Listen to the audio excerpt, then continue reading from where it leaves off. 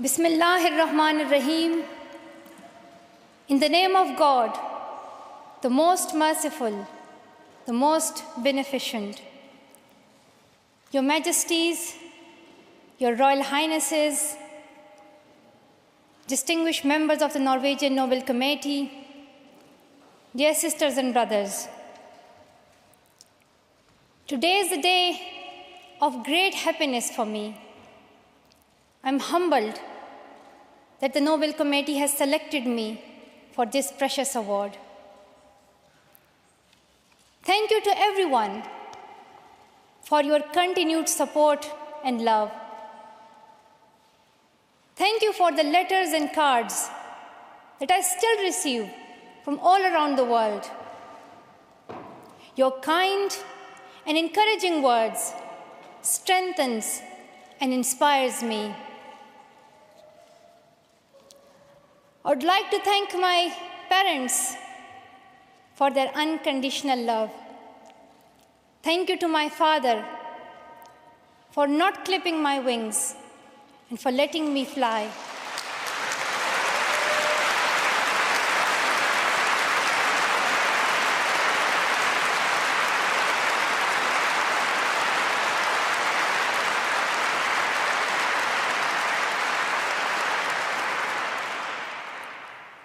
Thank you to my mother for inspiring me to be patient and to always speak the truth, which we strongly believe is the true message of Islam. And also, thank you to all my wonderful teachers who inspired me to believe in myself and be brave. I'm proud. Well, in fact, I'm very proud to be the first Pashtun, the first Pakistani, and the youngest person to receive this award.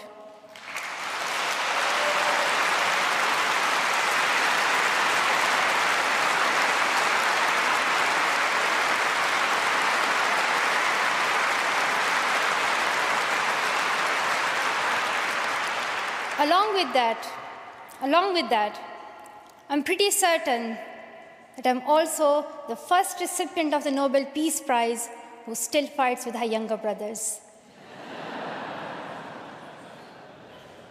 I want there to be peace everywhere, but my brothers and I are still working on that.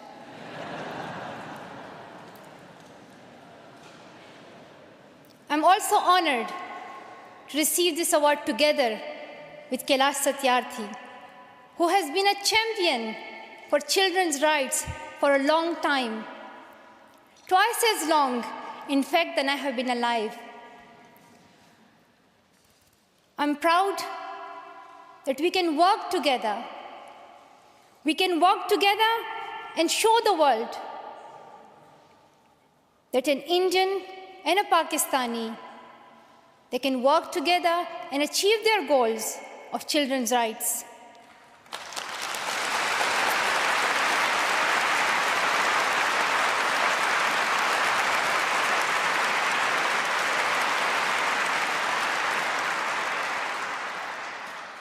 Dear brothers and sisters, I was named after the inspirational Malala Yousafzai, who is the Pashtun Joan of Arc.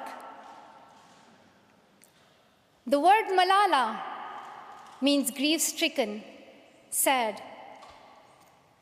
But in order to lend some happiness to it, my grandfather would always call me Malala, the happiest girl in the world. And today, I'm very happy that we are together fighting for an important cause. This award is not just for me. It is for those forgotten children who want education. It is for those frightened children who want peace. It is for those voiceless children who want change. I'm here to stand up for their rights, to raise their voice, It is not time to pity them. It is not time to pity them. It is time to take action. So it becomes the last time. The last time. So it becomes the last time that we see a child deprived of education.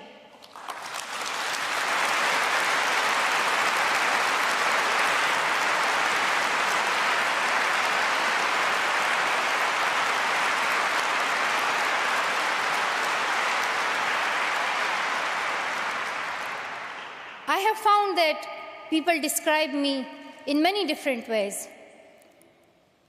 Some people call me the girl who was shot by the Taliban, and some, the girl who fought for her rights.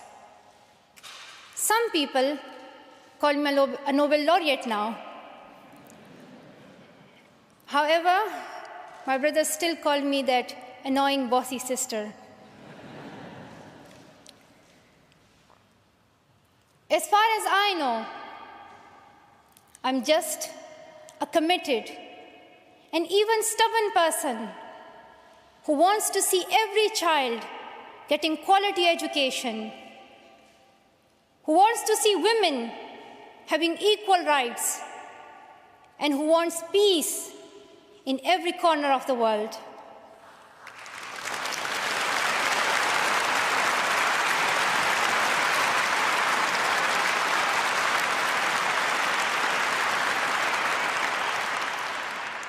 Education is one of the blessings of life and one of its necessities.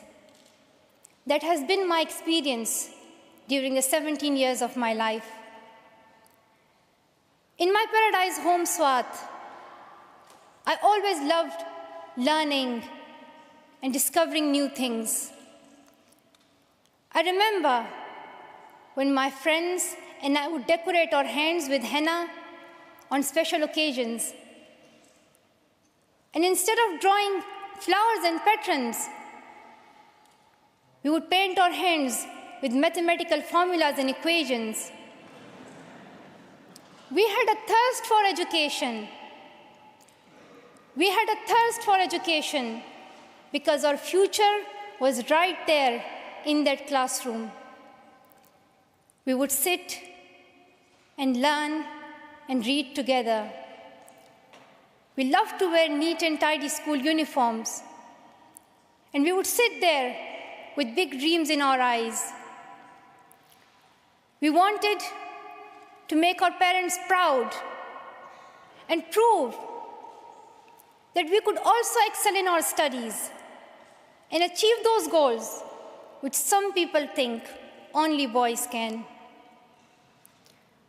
But things did not remain the same. When I was in Swat, which was a place of tourism and beauty, suddenly changed into a place of terrorism. I was just 10, that more than 400 schools were destroyed. Women were flogged. People were killed. And our beautiful dreams turned into nightmares. Education went from being a right to being a crime. Girls were stopped from going to school. When my world suddenly changed, my priorities changed too. I had two options.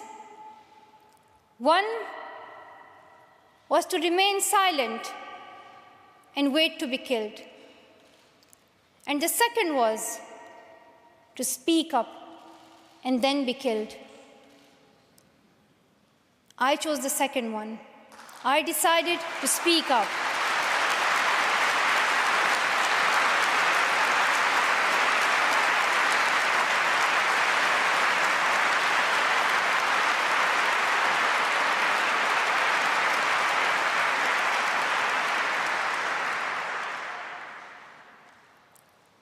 We could not just stand by and see those injustices of the terrorists, denying our rights, ruthlessly killing people, and misusing the name of Islam, we decided to raise our voice and tell them, have you not learned that in the Holy Quran Allah says, if you kill one person, it is as if you kill the whole humanity? Do you not know that Muhammad, peace be upon him, the Prophet of mercy, he says, do not harm yourself or others. And do you not know that the very first word of the Holy Quran is the word Iqra, which means read? The terrorists tried to stop us and attacked me and my friends who are here today on our school bus in 2012.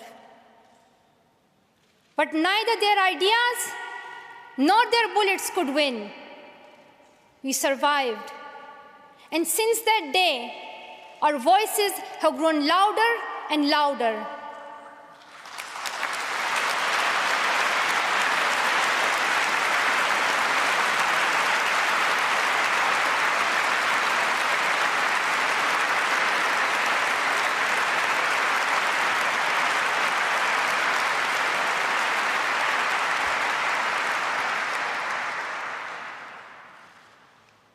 I tell my story not because it is unique, but because it is not.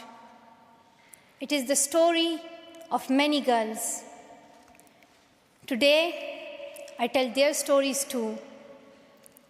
I have brought with me some of my sisters from Pakistan, from Nigeria, and from Syria who share this story. My brave sisters, Shazia and Kainat, who were also shot that day on our school bus. But they have not stopped learning. And my brave sister, Kainat Somro, who went through severe abuse and extreme violence. Even her brother was killed, but she did not succumb. Also, my sisters here, whom I have met during my Malala Fund campaign. My 16-year-old courageous sister, Mozoon, from Syria, who now lives in Jordan as a refugee. And she goes from tent to tent, encouraging girls and boys to learn. And my sister, Amina, from the north of Nigeria, where Boko Haram threatens and stops girls and even kidnaps girls just for wanting to go to school. Though I appear as one girl, one person who is 5'2" tall, if you include my high heels, it means I'm 5 foot only. I am not a lone voice. I'm not a lone voice. I am many. I am Malala, but I'm also Shazia. I'm Kainat. I'm Kainat Somro. I am Mozoon. I am Amina. I am those 66 million girls who are deprived of education. And today, I'm not raising my voice. It is the voice of those 66 million girls.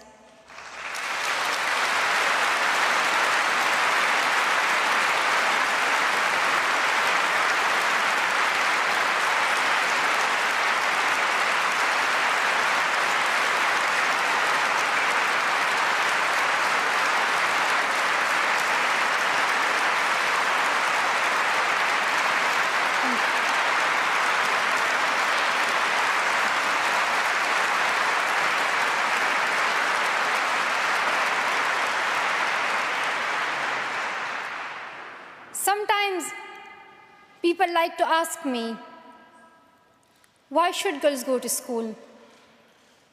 Why is it important for them? But I think the more important question is, why shouldn't they? Why shouldn't they have this right to go to school? Dear brothers and sisters, today, in half of the world, we see rapid progress and development.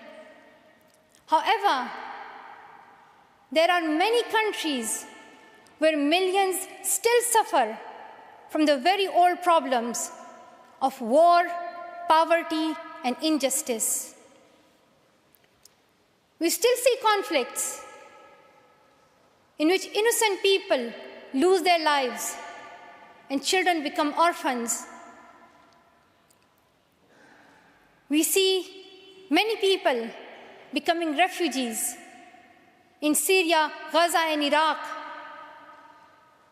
In Afghanistan, we see families being killed in suicide attacks and bomb blasts. Many children in Africa do not have access to education because of poverty. And as I said, we still see girls who have no freedom to go to school in the north of Nigeria. Many children in countries like Pakistan and India, as Kailash Satyarthi mentioned, many children, especially in India and Pakistan, are deprived of their right to education because of social taboos, or they have been forced into child marriage or into child labor. One of my very good school friends, the same age as me, who has always been bold and confident girl, dreamed of becoming a doctor. But her dream remained a dream. At the age of 12, she was forced to get married. And then soon, she had a son. She had a child when she herself was a child, only 14. I know that she could have been a very good doctor, but she couldn't because she was a girl. Her story is why I dedicate the Nobel Peace Prize money to the Malala Fund to help give girls quality education everywhere, anywhere in the world, and to raise their voices. The first place this funding will go to is where my heart is, to build schools in Pakistan, especially in my home of Swat and Shangla.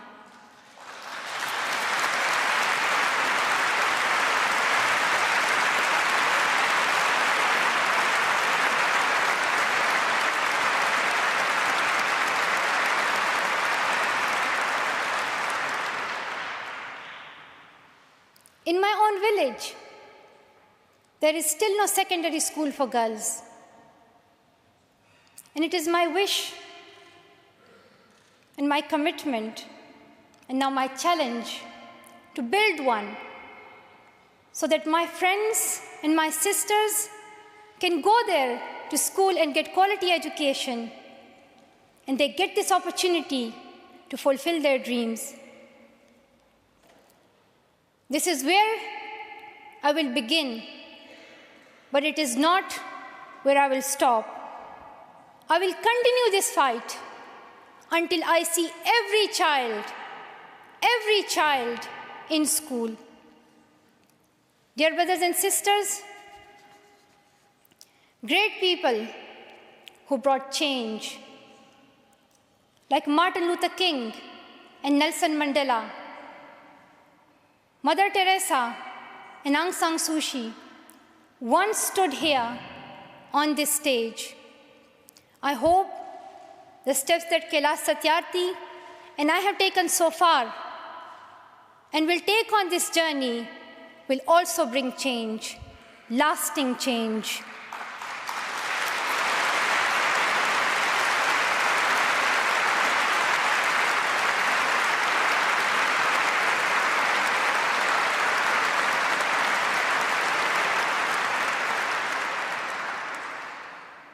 My great hope is that this will be the last time. This will be the last time we must fight for education. Let's solve this once and for all. We have already taken many steps. Now it is time to take a leap. It is not time to tell the world leaders to realize how important education is. They already know it. Their own children are in good schools.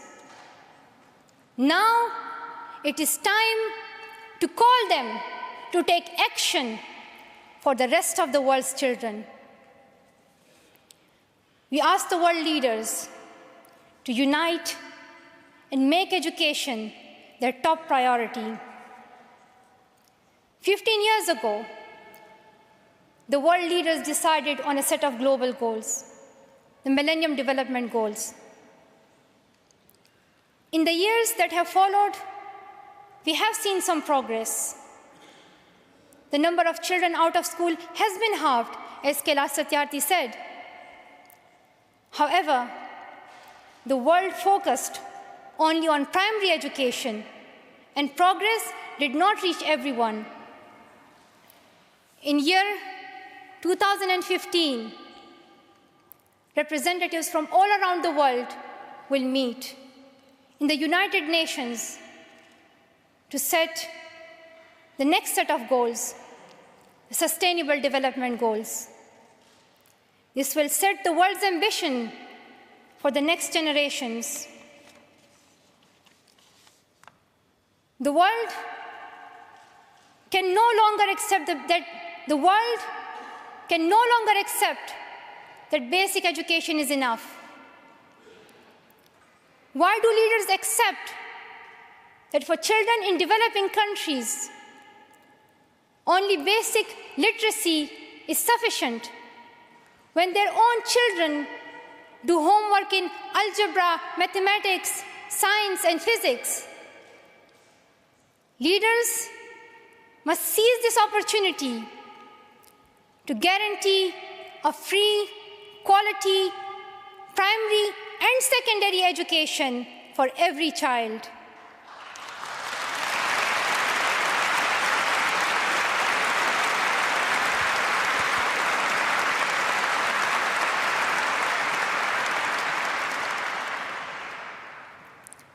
Some will say this is impractical, or too expensive, or too hard, or maybe even impossible. But it is time the world thinks bigger. Dear sisters and brothers, the so-called world of adults may understand it, but we children don't. Why is it that countries which we call strong are so powerful in creating wars, but are so weak in bringing peace? Why is it?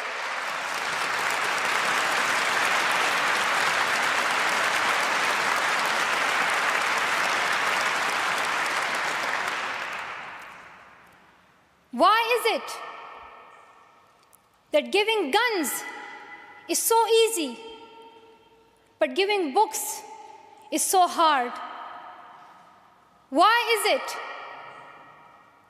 Why is it that making tanks is so easy, but building schools is so hard? We are living in the modern age, and we believe that nothing is impossible. We have reached the moon 45 years ago, and maybe we'll soon land on Mars. Then, in this 21st century, we must be able to give every child quality education. Dear sisters and brothers, dear fellow children, we must work, not wait. Not just the politicians and the world leaders. We all need to contribute. Me, you, we. It is our duty. Let us become the first generation to decide to be the last.